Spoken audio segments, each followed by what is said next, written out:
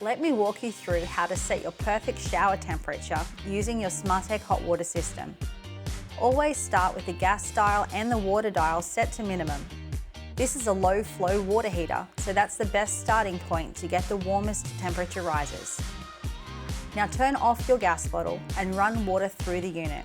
This will show you the starting water temperature, which is the temperature of the water coming out of your jerry can or your fresh water source.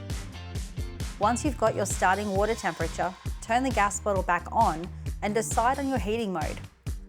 Summer mode heats the water up 10 degrees warmer than the starting temperature. Winter mode will heat the water up 20 degrees warmer. So let's first decide how warm you want the water to be. If you want to increase the temperature by up to 10 degrees, you'll use the summer mode. If you want to increase the water temperature by 20 degrees or more, you'll use the winter mode. Now, with both the gas and water dials still set to minimum, select your mode. Let's say today you want to choose the winter mode. Turn your shower rose on and have the water flowing. Watch the temperature increase to a stable shower temperature.